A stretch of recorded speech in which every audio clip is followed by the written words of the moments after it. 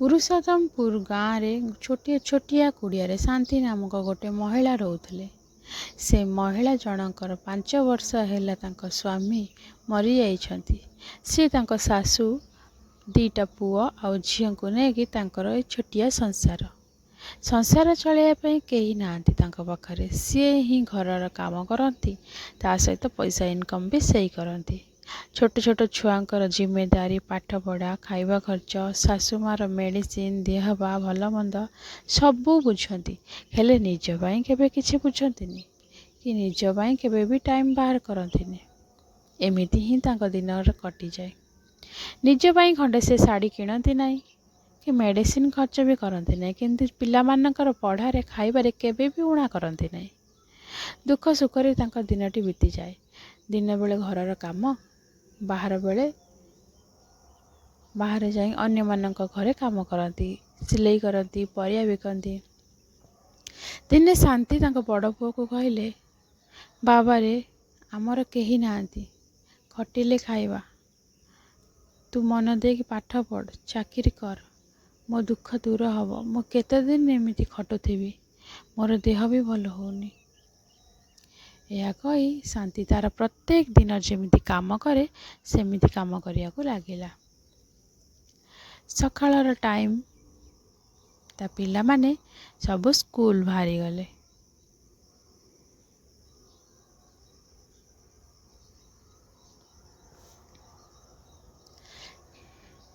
पिला मानकर tiffin ready करी शांति घरर काम करी बाहर को जीवा पाई तरतर होताए।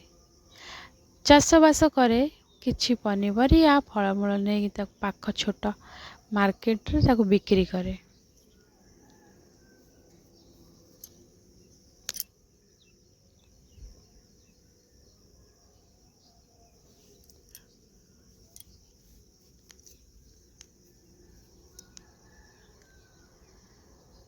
दिन पर दिन बीती चलिला। किछि वर्ष परे ता बड़ पुओ गोटे बड़ ऑफिसरटे हैला। बड़ गाड़ी सूट बूट पिंधिकी घर को फेरिला। शांति भाविला एबे मो दुख निश्चय भगवान दूर करदेबे। एते दिन कष्ट एते दिन तपस्या निश्चय दूर हब। सान पुओ व्यवसाय करी आरंभ कला। व्यवसाय भी तारे भल चलिला। सी भी गोटे बुलेट गाड़ी धरिकी माँ पाखक को फेरिला। दी पुओ तो तार इनकम करी गलेनी। एबे आउ शांतिर चिंता कौन, एबे से शांति रे बसिबो। जीवन सारा तो से केबे शांति पाइलानी। भाविला मु एबे शांति रे ही रहिबी। सासू तो मरी गलेनी, झीयर भी बाहा हबार बयस भी हो गलानी। किछि दिन पर झीयर बाहाघर मध्य भी हो गला। आउ शांतिर दुख पइले भी किछि नाई। हेले भगवान कर नियतिर अलगा नियम थिला। शांति मोड़रे जीवनर मोड़ चेंज करदेले। शांति भावितिला मो छुआ माने तो बढ़ी गलेनी, इनकम कलेनी, मोर आ दुख नाई। दी पुओं को बाघर करी बोहू आनी शांति रे रहिबो बोली। झील विदा परे शांति बहुत भांगी पड़िथिला आ एकोटिया हो जाइथिला। बड़ पुओर बाघर हैला, बड़ बोहू आसिला।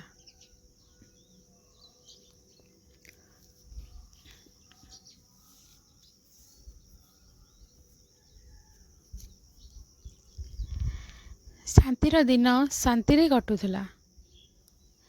तापरे सान पुओ बाहला, सान बोहू आसिला।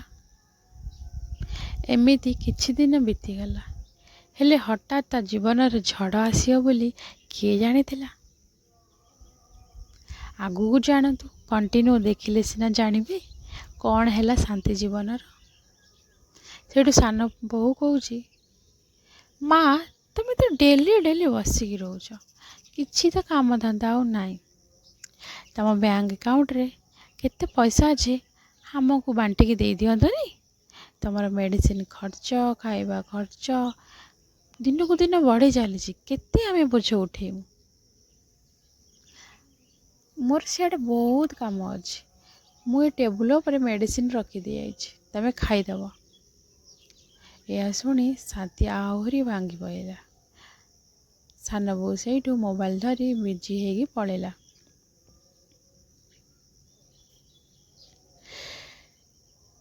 ବଡ଼ ବୋହୂର ପାଳି। ମା, ସତ କଥା, କେତେ କ'ଣ ଟଙ୍କା ରଖିଛ ଦେଇ ଦେଉନ, ଆମେ ସେଥିରେ ମେଡ଼ିସିନ ତୁମର ଖର୍ଚ୍ଚ କରିବୁ। ହଁ, ମୋ ପାଖରେ ବି ଟାଇମ୍ ନାହିଁ। ଟେବୁଲ ଉପରେ ଔଷଧ ପାଣି ରଖିଦେଇଯାଇଛି, ଖାଇଦେବେ। ଏହା କହି ଦିଟାଙ୍କ ବୋଉ ଦି ଜଣଙ୍କ ବାଟରେ ଚାଲିଗଲେ। ଶାନ୍ତି ଭାବୁଥାଏ କି ଏବେ ବି ମୋ ପିଲାମାନେ ପରିବର୍ତ୍ତନ ହେବେ, ମୋ ପାଖରେ ଆସିକି ବସିବେ, ଭଲ ମନ୍ଦ କଥା ପଚାରିବେ। ଏତେ ଦିନର ପରିଶ୍ରମ କରିଥିଲି, ଟିକେ ମମତା ପାଇଲେନି ପିଲାମାନଙ୍କ ପାଖରେ। ବଡ଼ ବୋଉର ତାନା, ସାନ ବୋଉର ତାନା। ଧୀରେ ଧୀରେ ସେ ଗୁଣି ହେଇ ହେଇ ବିଛଣାରେ ପଡ଼ିଗଲା। ଦିନ ପରେ ଦିନ ବିତି ଚାଲୁଥିଲା। ଶାନ୍ତିର ଦେହ ଦିନକୁ ଦିନ ଖରାପ ହେଇ ଚାଲିଥିଲା। ବଡ଼ ପୁଅ ଆସିଲା। ମା, କେମିତି ଅଛୁ? ଦେହ ଭଲ ଅଛି? ମେଡ଼ିସିନ ଖାଇବୁ, ମୋର ଅଫିସ୍ ଟାଇମ୍ ହେଇଗଲାଣି, ମୁଁ ଯାଉଛି। ଏହା କହି ବଡ଼ ପୁଅ ବି ମଧ୍ୟ ପଳେଇଲା। ପର ଝିଅ ସିନା କଥା ଶୁଣନ୍ତିନି, ହେଲେ କେତେ କଷ୍ଟ କରିଛି ପୁଅମାନେ ତ ମୋ ଦୁଃଖ ଜାଣିଛନ୍ତି, ହେଲେ ପୁଅମାନେ ହିଁ ମୋତେ ସାଥ ଦେଉନାହାନ୍ତି। ସାନ ପୁଅ ବି ଆସି କହିଲା, ମା, ମୋର ମିଟିଂ ଅଛି, ମୁଁ ଆସୁଛି। ଶାନ୍ତି ସେଠୁ ଉଠିକି ବସିଲା, ଦୀର୍ଘ ନିଶ୍ୱାସ ନେଲା। ଭାବିଲା, ଏ ସଂସାର ପାଇଁ ଯେତେ କଲେ ବି କେହି କାହାର ନୁହନ୍ତି। ଏହା ଭାବିକି ମନେ ମନେ ତା ସ୍ୱାମୀକି ବହୁତ ଝୁରି ହେଲା। ହଠାତ୍ ତା ଛାତି ପେନ୍ ହେଲା। ଶାନ୍ତିର ସେଇ ଦିନଟା ଶାନ୍ତିରେ ଶୋଇବା ପାଇଁ ଶେଷ ମୁହୂର୍ତ୍ତ ଥିଲା ବୋଲି ସେ ଜାଣିନଥିଲା। କିଛି ସମୟ ପରେ ଶାନ୍ତି ମଧ୍ୟ ଶେଷ ନିଶ୍ୱାସ ତ୍ୟାଗ କଲା। ଭାବିଲା, ଏବେ ମୋ ପିଲାମାନେ ନିଶ୍ଚୟ ମୋତେ ମନେ ପକାଇବେ, ଆଉ ନିଶ୍ଚୟ ମୋ ମମତାର ମୂଲ୍ୟ ସେମାନେ ବୁଝିପାରିବେ। ମୋତେ ମନେ ପକାଇ ଖୋଜୁଥିବେ, କାନ୍ଦୁଥିବେ। ଏହା ଭାବି ଶାନ୍ତି ମୁକ୍ତି ପାଇଲାନି। ପୁଣି ଘରକୁ ଫେରିଲା ତା ଆତ୍ମା, ଦେଖିବା ପାଇଁ ତା ପିଲାମାନେ ତାକୁ କେତେ ମନେ ପକାଉଛନ୍ତି, କେତେ ଖୋଜୁଛନ୍ତି। ହେଲେ ସେ ଯାହା ଦେଖିଲା ନା, ଆପଣ ବି ଆଶ୍ଚର୍ଯ୍ୟ ହେଇଯିବେ। ଆଗକୁ କଣ୍ଟିନ୍ୟୁ କରନ୍ତୁ, ସବସ୍କ୍ରାଇବ୍, ଲାଇକ୍, ସେୟାର କରିଦିଅନ୍ତୁ। ଘର ଭିତରେ ଦେଖିଲା ବଡ଼ ପୁଅ ବସିଛି, ଦି ବୋହୂ ଠିଆ ହେଇଛନ୍ତି, ପୁଅ ଠିଆ ହେଇଛି। ବଡ଼ ବୋହୂ କହୁଛି ସେଠୁ,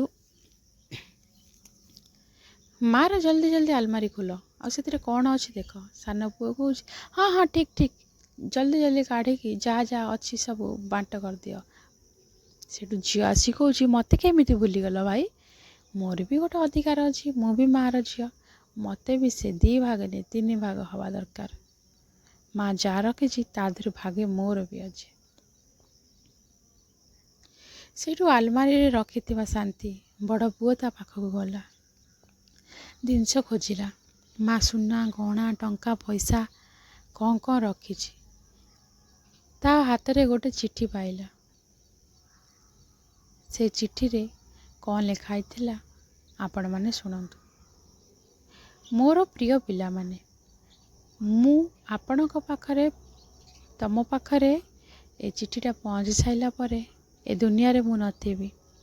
ଏ ଚିଠିଟା ତମମାନଙ୍କ ପାଇଁ। ତମେମାନେ ଖୁସିରେ ରହିବ, ମୋତେ ଝୁରି ହେବନି ଆଉ କାନ୍ଦିବନି। ମୁଁ କିଛି ସୁନା, ଗହଣା, ଟଙ୍କା, ପଇସା ରଖିଛି, ସେଇଥିରୁ ବାଣ୍ଟିକି ନେବ। ସମସ୍ତେ ପରସ୍ପରକୁ ସମ୍ମାନ କରିବ, ଭଲ ପାଇବ, ତାହେଲେ ଯାଇକି ସେ ସୁନାଟା ଆଉ ସେ ପଇସା ତମକୁ ଦିଆହବ। ଏହା ଦେଖି ବଡ଼ ପୁଅର ହାତ ଚିଠି ପଡ଼ୁଥାଏ ଆଉ ଥରୁଥାଏ। ମା ଏତେ କଷ୍ଟ କଲା, ଦୁଃଖ କଲା, ଆମ ମଣିଷ କଲା, ସେଥିରେ ଆମ ପାଇଁ କିଛି ସଞ୍ଚୟ କରିକି ବି ରଖିକି ଯାଇଛି। ସେତିକି ବେଳେ ବାହାରୁ ଗୋଟେ ଆବାଜ ଆସିଲା, ଠକ୍ ଠକ୍ ଠକ୍।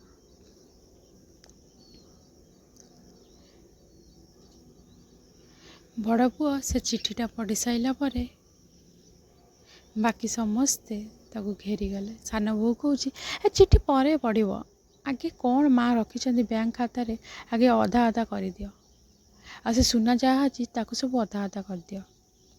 ଆମ ପାଖରେ ଟାଇମ୍ ନାହିଁ,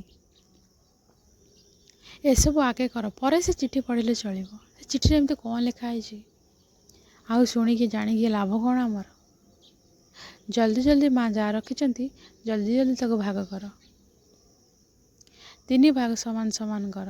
ମୋ ଭାଗଟା ମୋତେ ଦେଇଦିଅ, ମୋର ଦୁନିଆ କାମ ଅଛି। ସାନ ବୋଉର କଥା ଶୁଣି ଶାନ୍ତି ଆତ୍ମା ଆହୁରି ଭାଙ୍ଗି ପଡ଼ିଲା। ହେ ଭଗବାନ, ମୋ ପିଲାମାନେ ମୋତେ ତ ଏଠି ଝୁରୁନାହାନ୍ତି, ମୋ ପଇସା ପାଇଁ ଏଠି ବଟୁଆରା ଲଗେଇ ସାରିଲେଣି। ହେ ପ୍ରଭୁ। ସେତିକିବେଳେ ବାହାରେ ଠକ୍ ଠକ୍ କରୁଥିବା ଲୋକଟି ଓକିଲ ବାବୁ ଥିଲା। ବହୁ ଦିନର ପୁରୁଣାର ଓକିଲ, ସେ ବୟସ ହେଇଗଲାଣି।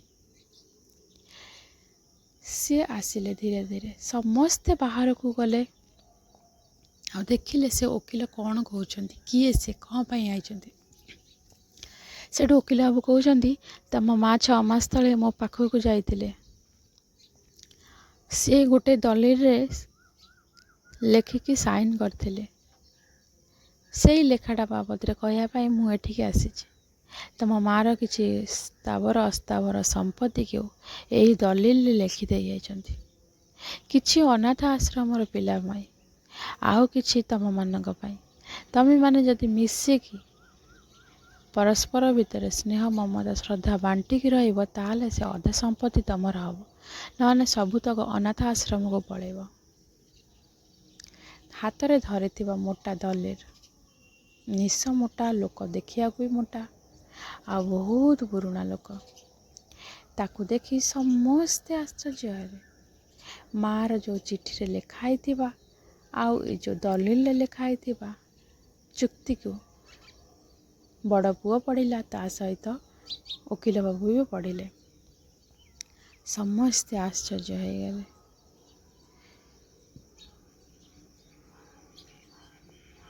ଶାନ୍ତିର ଆତ୍ମା ସେଠି ଥାଇକି ସବୁ ଶୁଣୁଥାଏ, ସବୁ ଦେଖୁଥାଏ।